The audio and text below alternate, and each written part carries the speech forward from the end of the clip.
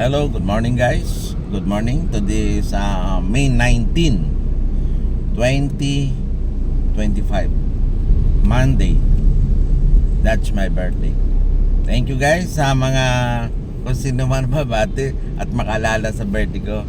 Thank you. At hopefully na tayo ngayon, medyo chill lang tayo at enjoy lang tayo sa araw na to. At iwasan muna natin yung mga issue na nangyayari sa atin dito sa Pilipinas, kasi minsan pagka so overwatching ka na, talagang medyo nakaka-stress ng konti yung mga talaga yung mga issue dito sa Pilipinas, lalo na sa politics. Talagang ang bigat na ngayon ng mga issue, lalo na pagdating sa national. Talagang andyan yung issue ng impeachment, andyan yung issue ng mga hindi nakapasok na mga artist sa politika. Marami kasing natalo ngayon ng mga artista, tulad si Willie Revillame na hindi naasahan na natalo siya, si Philip Salvador, yan mga tapos ang hindi ko lang naanuhan talaga, si Benhur Abalos na hindi nakapasok, although magaling sana, at saka si Abby Binay, magaling sana. So ang nakapasok naman sa kabilang side, yun nga si Bungo, at saka si Bato, at saka si Marcolita, although tatlo nakapasok sa iglesia. Kasi yung dalawa naman, si Amy Marcos at saka si Camille Villar, yun hindi masyado kung saan talaga sila pupuntang partido, kaya medyo na yun, windang yung mga last minute. Pero buti na lang, sumabit pa rin kahit paano si Amy Marcos sa number 12. At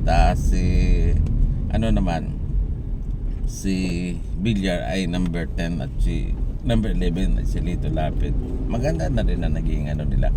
At na rin, pumasok pa rin kahit talagang pero natin yung mga issue ng mga tulad kay BP Sara, na talagang minsan talaga na talaga medyo parang sobra na yung parang hindi siya ang Vice President ng Pilipinas, kasi doon sa ginagawa niya na talagang distraction sa administration ni Bongbong, talagang over hindi mo malaman talaga kung Vice President pa siya, kasi lahat ng paninira talagang niya sa administration. Hindi mo nga malaman din kung bakit gano'n Pero anyway, siguro politics is politics. Yun na lang ang natin na sa talaga na wala tayong magagawa doon, dahil andyan na yan So ganun pa man, yung mga issue na yan, mga slight lang, talagang minsan naapektuhan talaga ang masa, ang taong bayan, siguro dahil sa mga nangyayari na parang nagugulo dahil nga sa mga Duterte, dahil nagugulo ang pamamalakad, at maayos na naman ang pamumuno. Kisa siguro kung papalitan natin, kung ipapalit mo lang naman si Sara Duterte, palagay ko naman parang walang mangyayari sa Pilipinas, dahil nga sa kanyang mindset pabago-bago. Hindi mo maintindihan kung talagang gusto niya.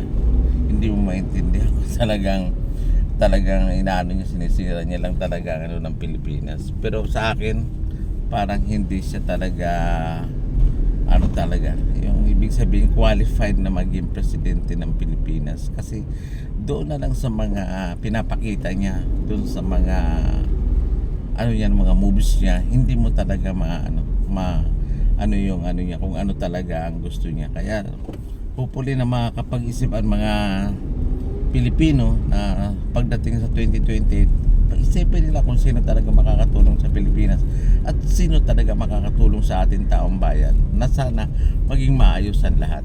Okay? So bibili muna ako dito ng yelo, dahil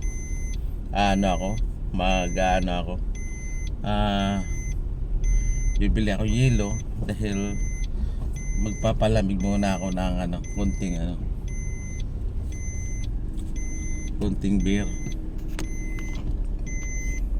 No guys,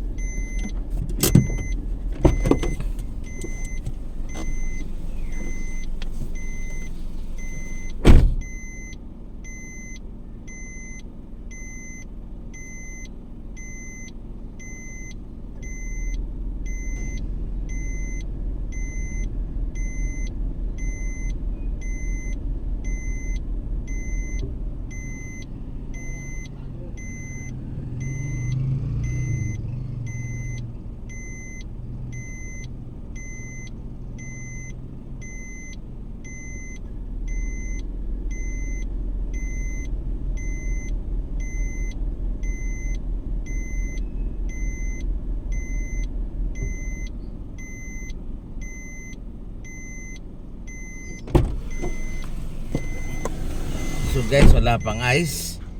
Wala pang ice na, wala pang delivery. Kaya siguro balik na lang tayo mamaya.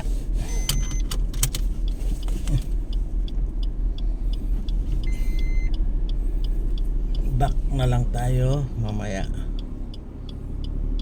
Dahil wala pang ice. So, babalik tayo mamaya mga around 10 o'clock.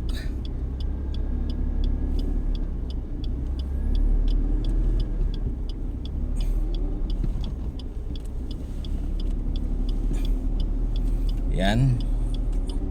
So, yung mga ano natin, tutuloy ko. So, talagang medyo ang ano ngayon, para sa akin, napakaganda na ng ano, ng pamamalakad ni BBM sa Pilipinas, dahil yun nga na talagang hindi naman natin in-expect talaga na talagang dahil lang doon sa mga mega project niya, talagang kung matuloy lahat yun, napakaganda ng Pilipinas.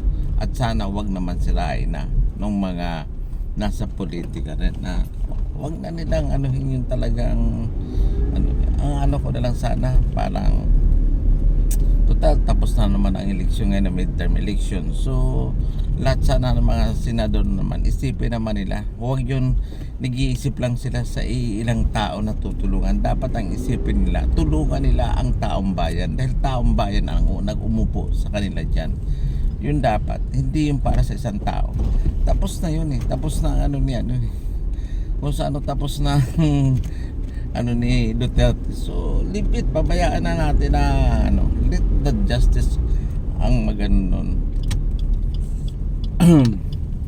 ang humusga, para ika nga ano na, para makamove on na lahat. Hindi yung kasi na parang hanggang ngayon hindi pa rin natin makita talaga kung ano talaga ang sitwasyon ng ano ng Pilipinas, kasi nga nagugulo dahil sa mga Duterte. Sila lang naman ang kumukontra, sila lang naman ang umaayaw. Although nakikita ko naman ang development ngayon ng Pilipinas, napakalaki ng development ng Pilipinas ngayon kung ikukumpara mo before, diba? Yung panahon ni ano, sumalangit nawa ni Cory Aquino, tapos ni Ramos, ni Irap, ni Noynoy Aquino, hanggang kay Gloria Macapagal. So maganda na ngayon ang inano talaga, ang kinaanuhan talaga ngayon.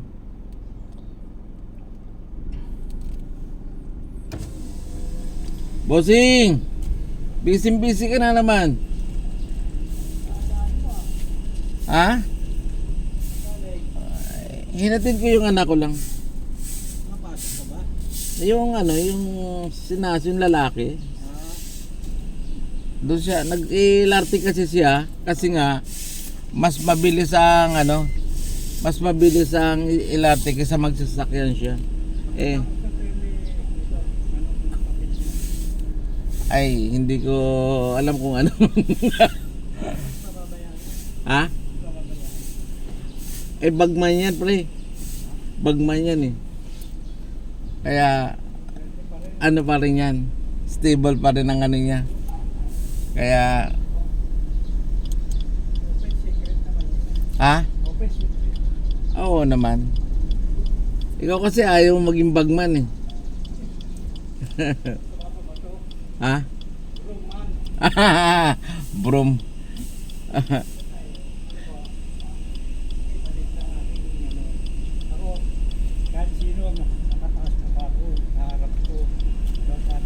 Totoo yun. Totoo naman yun.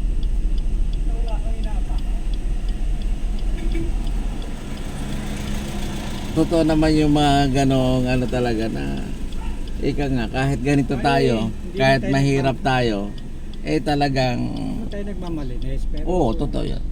Kahit mahirap tayo, kahit ganito tayo, okay na ako, masaya na ako sa ganitong yung kumakain ka, nakatapos yung mga anak mo. wala kang kaaway, huwag dagang away. Sana lang ang hindi kinakatapos, graduating na yung bunso ko, si Amira. Tsaka ano, Yan ang kapag kulang. Ano? Dapat may apo ko na. Yun ang nagpapasaya. Papakasal na yung anak ko January. Si Nasser, yung doktor. Ba, malakas ka pa para naka... Oo nga eh. Hindi naman natin pwedeng pilitin ang anak natin, di ba? Hindi naman natin pwedeng persahin, ha? Yun ang vitamins ko pag nakita ko yung mga anak ko. Oo, syempre. Malaking bagay yung may apo ka na ano. Dahil ito pag darat kasama ko yung mga Oo. anak ko. Oh, parang ano. Totoo yan. Kaya bumabata ka nga eh. Para ka lang ngayon 45 eh. 32. At ayun na. Dumating na ba sila, attorney? Hindi pa. Di ba? Ay, mukhang mga bakasyon ano.